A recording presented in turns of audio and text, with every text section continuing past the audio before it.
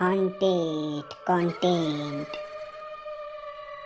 মঙ্গলবার ও শনিবারের রাত মানে ভয় পাওয়ার রাত উইথ শিবা।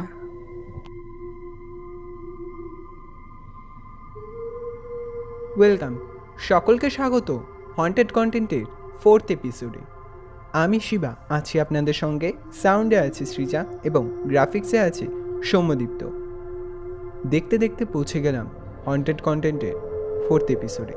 আশা করি সবাই ভালো আছেন, আমিও ভালো আছি। যাই হোক, আমি যে আগে এই 3টি এপিসোড তোমাদের সঙ্গে শেয়ার করেছি সেগুলি কিন্তু তোমরা ঠিকমতো শুনছো না। যদি এভাবেই চলতে থাকে তাহলে হয়তো আমি আর বেশি দিন ভিডিও দিতে পারবো না। তাহলে শুরু করছি আজকের এপিসোড।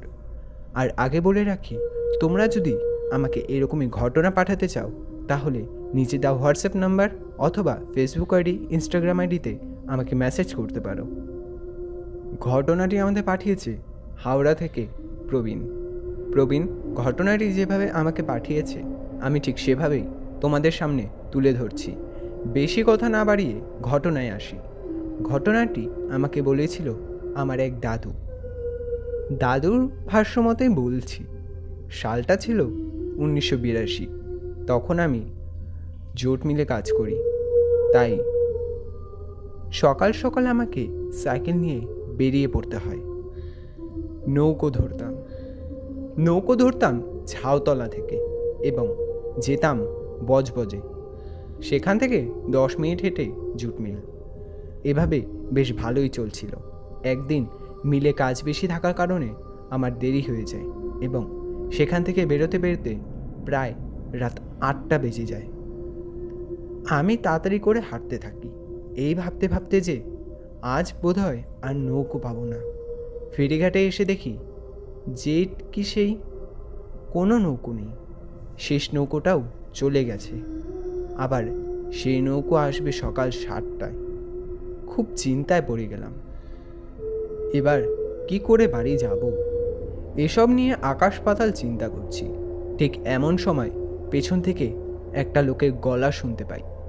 আগে বাবু, বাড়ি যাবেন নাকি? আমি পেছনে ঘুরে দেখলাম এক বুড়ো, পরনে তার লুঙ্গি, গায়ে গেঞ্জি। আমি বললাম, হ্যাঁ যাব তো, কিন্তু তুমি কে? সে আমায় বলল, আগে বাবু, আমি এখানে নৌকো চালাই, আমার পাশেই বাড়ি। আপনাকে দাঁড়িয়ে থাকতে দেখে এগিয়ে এলাম। আমি বললাম, ও আচ্ছা আচ্ছা। সে খুব নিচু শব্দে আমাকে বলল, বাবু, আপনি যাবেন নাকি ওপারে? আমি শুনে সঙ্গে সঙ্গে বললাম, হ্যাঁ হ্যাঁ যাব তো, তুমি কি আমাকে পৌঁছে দেবে? সে কিছুটা হেসে বলল, আমি পৌঁছে দেব, আপনি এখানে দাঁড়ান, আমি নৌকোটা নিয়ে আসি। আর তাকে দেখে বললাম, ও ভাই, কত কি টাকা নেবে তা তো বলো। এবার সে পিছনে ফিরে থাকা অবস্থায় একটা বাঁকা হাসি দিয়ে বলল, আপনি যা দেওয়ার তাই দেবেন। এই বলে লোকটা চলে গেল। আমি একা একা দাঁড়িয়ে রইলাম কিছুক্ষণ। তারপর কিছুটা দূর থেকে দেখলাম ওই লোকটা নৌকো নিয়ে আসছে। তখন আমি মনে মনে খুব খুশি যে থাক, দেরি হয়েছে হোক, বাড়িটুকু তো যেতে পারবো। সে কাছে এসে আমাকে ডাকলো, এদিকে চলে আসো, উঠে পড়ো। আমিও সময় নষ্ট না করে উঠে বসলাম, নৌকো চালাতে শুরু করলো। আমি লোকটিকে বললাম, তুমি আজ আমার বড় উপকার করলে, তোমার নাম কি? সে আমায় খুব আস্তে বলল, আগে আমার নাম বুড়ো খোকা। আমি বললাম, বুড়ো খোকা? তোমার আসল নাম কি? এ তো পোশাকি নাম। সে আমায় বলল, আমার ছোট থেকেই বুড়ো খোকা নাম, আমার বাবা মা কেউ নাই। আমি ছোট থেকে নৌকা চালাই, মাছ ধরি, আর আমাকে সবাই বুড়ো খোকা বলেই ডাকে। আমি বললাম, ও আচ্ছা আচ্ছা। আমি সব দিক দেখতে দেখতে নদী পার হচ্ছি।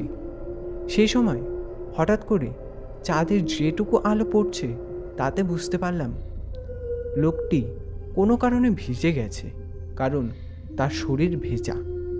আমি জিনিসটা অতটা পাত্তা দিলাম না, নিজের মতোই ভাবলাম হয়তো নৌকো আনতে গিয়ে ভিজে গেছে। কিন্তু তারপর বুঝতে পারলাম নৌকো যাচ্ছে কিন্তু কোনো শব্দ হচ্ছে না।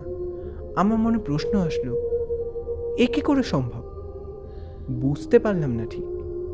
তারপর কি মনে হওয়াতে বুড়ো খোকার দিকে ভালো করে তাকালাম। তারপর যা দেখলাম তাতে আমার আত্মার রং কাঁচা হয়ে গেল। আমি নৌকার এক কোণে সেটে গেলাম। তারপর যা দেখলাম তাতে আমার আত্মার রং কাঁচা হয়ে গেল। এ কি, লোকটা নৌকোর উপর ভাসছে, তার পা নেই, সেই এই অবস্থায় নৌকো চালাচ্ছে। তখন আমার কিছু বলার মতো ক্ষমতা নেই। আমি নিজের চোখকে বিশ্বাস করতে পারছি না, এটা আমি কি করছি। ততক্ষণে পাড়ের একদম কাছাকাছি নৌকো চলে এসেছে। নৌকো পাড়ে আসা মাত্রই আমি এক লাফ দিলাম নৌকো থেকে এবং পাড়ে এসে পরে প্রাণপণে ছুটে গেলাম ওপরের দিকে। তারপর একটু উপরে উঠে পেছন ফিরে যা দেখলাম তা আমি কোনোদিনও ভুলব না। দেখলাম শুধু বুড়ো খোকা নয়, পুরো নৌকোটাই নদীর ওপর যেন শূন্যে ভাসছে। আর দূর থেকে শুনতে পাচ্ছি একটা হাসি। আমি তারপর দৌড়ে বাড়ি চলে আসি, সবাইকে ঘটনাটা খুলে বলি।